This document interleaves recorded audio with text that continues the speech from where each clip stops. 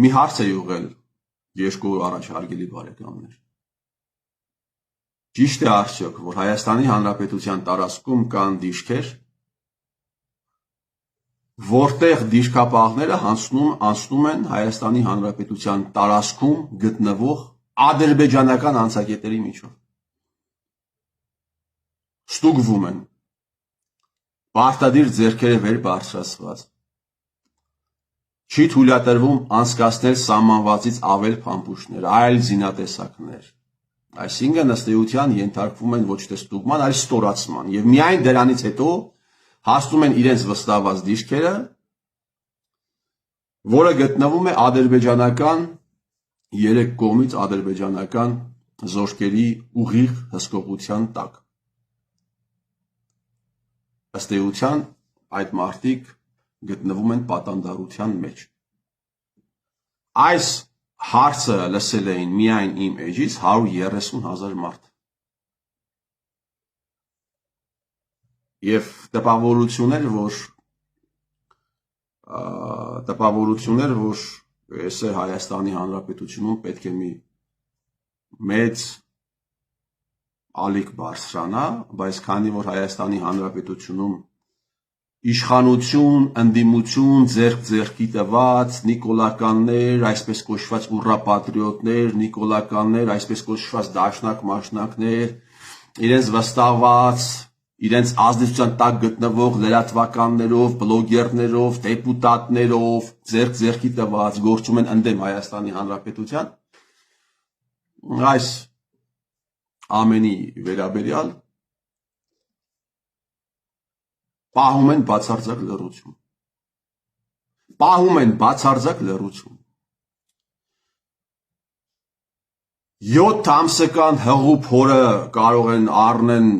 տղամարդիկ խմեն զինվորի կենացը, հայրենիքի կենացը, իրենց բջերին բանակից ազատեն, իրենք բանակից ազատվեն,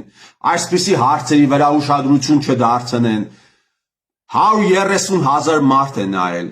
դուք կարող եք այսպիսի հարցը իգնորի ենթարկել, դուք չեք կարող այդ իգնորի ենթարկել, դուք ուղղակի ի ցույց եք դնում ձեր վաճառված լինելը, ձեր ստոր սրիկա լինելը, հասկանում եք։ Ասում է Ադրբեջանի նախագահը խոսում է Գյոչա լճի մասին, ես մի 10 օր կսկսեն դա քննարկել։ Այսինքն սովորական մանիպուլյացիաներ եւ փորձում են շեղել ամենակարևոր թեմաներից, հարգելի բարեկամներ, ամենակարևոր թեմաներից։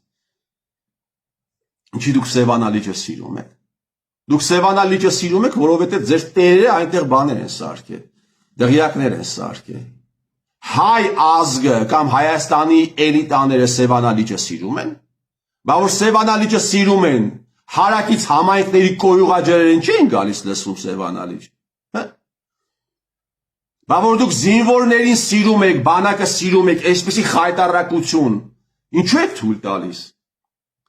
Տասնյակ մարդիկ են ինձ զանգել, տասնյակ մարդիկ, ովքեր հաստատում են այդ ամենը, որ այո, այդպիսի դիրքեր կան Հայաստանի Հանրապետություն, տասնյակ մարդիկ են զանգել, Սյունիքի մարզից հիմնականում, մենք տեղյակ ենք, այո, այսպիսի բան է տեղի ունենում, հայրենասեր լրագրողներ,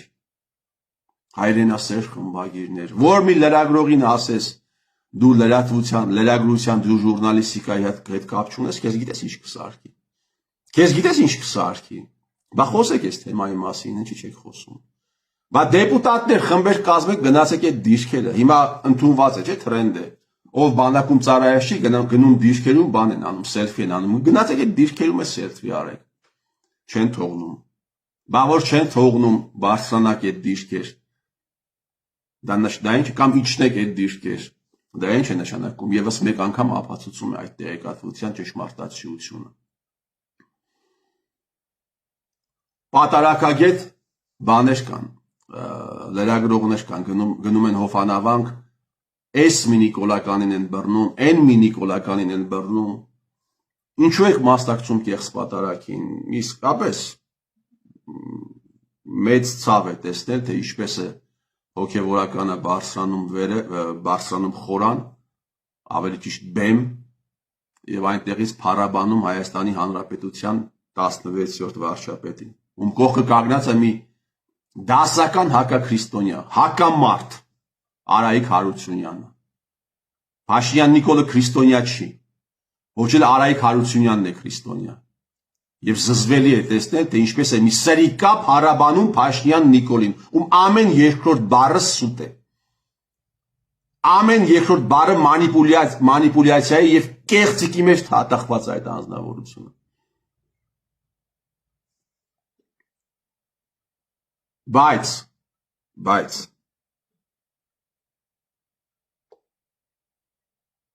Կոտայքի թեմի առաջնորդի կողմից մատուցվող պատարագը ընդունելի է։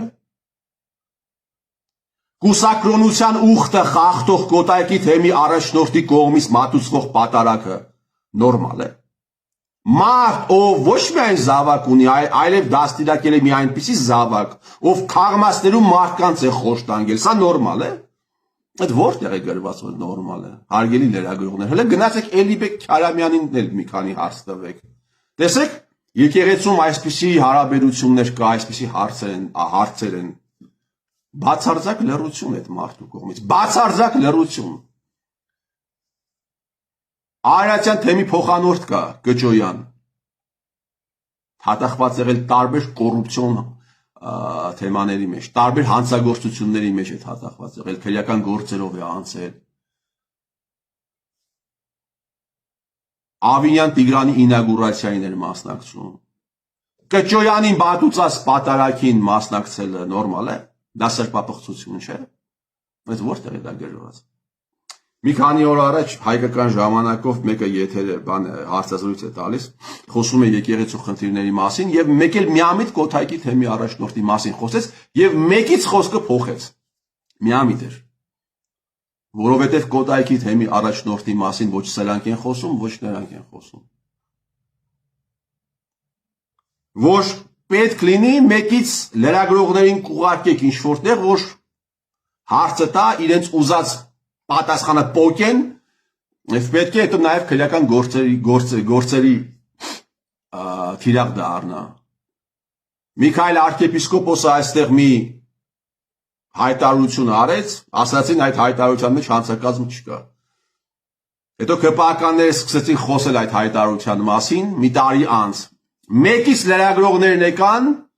հարցնելու, թե արդյոք դուք մինչև հիմա այդ մտքին եք, նա էլ ասաց այո այդ մտքին եմ եւ մեկից գործը հարուցվեց։ Մեկից գործը հարուցվեց, Կոտայքի թեմի առաջնորդին հեչ հարցեր չկա։ Լրագրության, ժուրնալիստիկայի հետ կապ չունեցող լրագրողներ չկա հարցեր։ Այս ամենը փլվելու է։ Այս ամենը փլվելու է։ Հայաստանը, այս հողը, հայ ազգը ազատվելու է ձեզանից, հասկանում եք։ Հայ ազգը ազատվելու է ձեզ, դուք ձեր ապուշ, սրիկա հալով, այս ինչ մի դաշինք եք կազմել, ընդդեմ ճշմարտություն։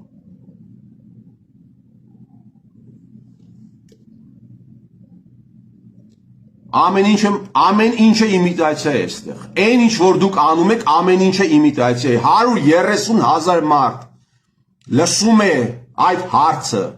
այդ ահազանգը, ու դուք կարող եք դա իգնորի ենթարկել։ Դուք իցույց եք դնում ձեր դավաճան սրիկա լինելը, ձեր հանցագործ լինելը։ Դուք իցույց եք դնում, որ դուք իրար հետ եք։ Որ ինչ որ հարցեր կա, այդ հարցերի մասին կարելի է խոսել ձեզ համար, ինչ որ հարցեր կա, չի կարելի խոսել։ Դուք լռում եք ձեր ձևով։ Ամեն մարդ իր ձևով լռում է։ Ամեն մարդ իր ձևով քանդում է այս երկիրը։ Ու հայը ազատվելու է ձեզանից։ Հայը ազատվելու է ձեզանից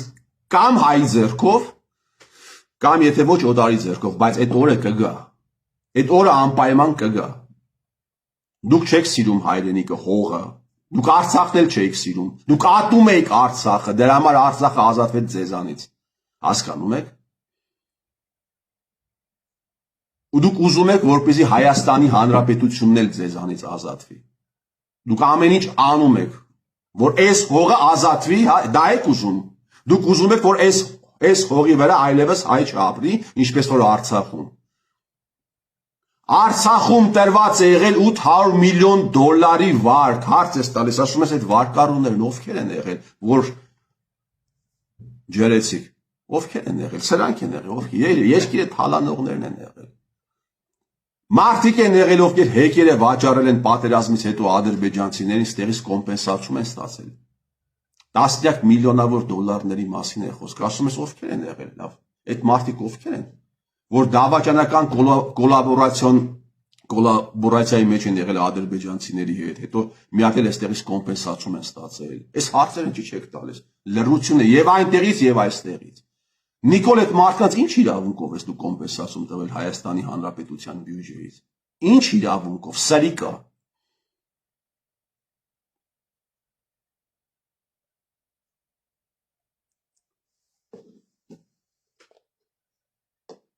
Եթե չեն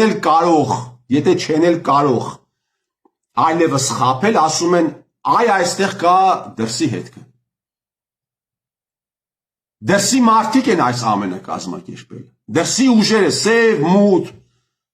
Այնե մի քանի օր հետո հարցազրույց է տալու երրորդ նախագահը։ Գյորգի Կուտոյանին, պարոն երրորդ նախագահ։ Կլինի մեկը, ով հարցնի, մի մարդ կլինի, ով հարցնի Գյորգի Կուտոյանին, օրենքը խախտելով, ինչու ես նշանակել։ Ազգային անվտանգության ծառայության միջոցով է իրականացվել այս ամենը, 18 թվի հեղափոխություն կոչվածը, կազմակերպվել է, իրականացվել է ԱԱՑ-ի կողմից, որի ղեկավարը եղել է Գյորգի Կուտոյանը։ Գյորգի Կուտոյանին ինչ ես նշանակել այդ պաշտոնին։ Մեկը կլինի վերջ այս հարցը դա։ Տարիներ շարունակ այս հարցը բարձրացրել եմ։ Տարիներ շարունակ։ Դաժե այս հարցը Արմեն Աշոտյանը զանգեցին, ասեց ինչ հարց ես ուզում փոխանցեմ, մեկը այս հարցն է եղել։ Էլի չտվեցին։ Իրենք զանգում ասում են ինչ հարց ես ուզում տալ։ Տալիս եմ, էլի չեն փոխանցում այդ հարցը։ Փոխանցում են չի հնչում։ Այն մարդ դու չես նշանակել, սև, անդեմ, անհասցե ուժերն են ստիպել, որպեսզի դու նշանակես։ Էլ ասա, այս ուժերն են նշանակել տվել։ Այս ուժերն են նշանակել տվել։ Ես սուվերենություն չեմ ունեցել։ Գոնե դա ասա։ Անունը, ազգանունը այդ ուժերի որոնք են եղել։ Լավ է, սրիկայությունը ինչքան պիտի շարունակվի։ Պարոն երկրորդ նախագահ, տասնյակ պատգամավորներ ունես, որոնք այս թեմաների մասին բացարձակապես լռում են։ Տեղի ունեցածի մեջ դու պատասխանատվություն չունես։ Խմբակցություն ես ըստ էության ղեկավարում, առաջնորդում ես դու ղեկավարում է բանը, Սեյրան Օհանյանը։ Այս թեմաները ձեզ չեն վերաբերվում։ Դուք վերահսկողություն իրականացնելու բանը, պարտավորություն ունեք կառավարության գործունեության նկատմամբ։ Հիմա որ Հայաստանի Հանրապետության տարածքում դիրքից դիրք են գնում հայ դիրքապահները, անցնելով ադրբեջանական անցակետի միջով, ենթարկվելով ստորացման, այս ամենի մասին դու ձեր պատգամավորները ձեն չեն հանում, դուք պատասխանատու չեք։ Լավ, ինչքան պիտի շարունակվի այս ամենը։ Ինչքան պիտի շարունակվի այս ամենը, ինչքան։ Մինչև Հայաստանը դարձնեք Արցախ, չէ՞։ Հայաստանը Արցախ է եւ վերջ։ Հայաստանն էլ Արցախ դարձնեք։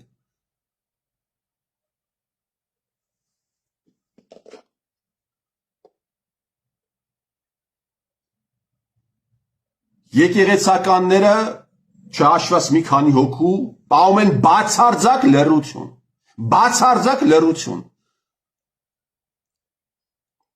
Կաթողիկոսը դուրս է գալիս, կոչ է անում, որպեսզի մարդիկ գնան պատերազմի, հետո բանից պարզվում է այդ պատերազմը եղել է ընդամենը դավադրություն հայ ազգի նկատմամբ։ Մարդիկ ձեռ են կորցրել, ոտ են կորցրել, առողջություն են կորցրել, տուն են կորցրել, կյանք են կորցրել։ Գոնե սովորական ներողություն չեն խնդրում, գոնե սովորական ներողություն, որ մեր խոսքով դուք գնացել եք ռազմաճակատ։ Բացարձակ լռություն։ այսպիսի լրություն պահպանում են հանցագործները։ Սա հանցավոր լրություն է։ Օմերտայի օրենք կա Սիցիլիայում, Ապենինյան թերակղզում, Սիցիլիայում։ Այդ մաֆիոզների լրության ուխտն է։ Նույն բանը այստեղ է, նույն բանը։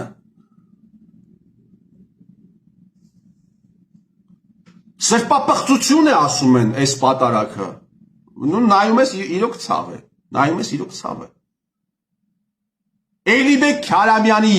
մատուցած պատարակը սրբապղծություն չէ։ Դա ինչ է։ Թե Էլիբեկ Քարամյանը ինչ-որ բլատի շնորհիվ դեր կարկալուշ չի եղել։ Ես ասում եմ, կյանքից դառնացած մարդու հայրենիքի մեջ ավելի շատ աղոթք կա, քան թե Կճոյանների, Էլիբեկ Քարամյանների, Տեր Արամների մատուցած պատարակի մեջ, կամ իրենց բարձրացած աղոթքի մեջ։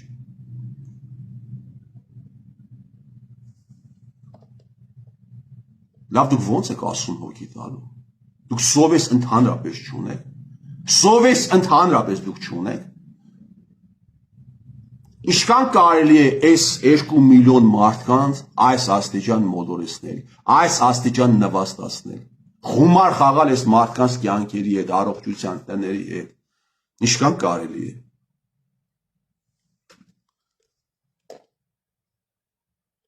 Այս ամենը ավարտվելու է։ Ես վստահ եմ, հարգելի բարեկամներ, այս ամենը չի շարունակվելու հավերժ։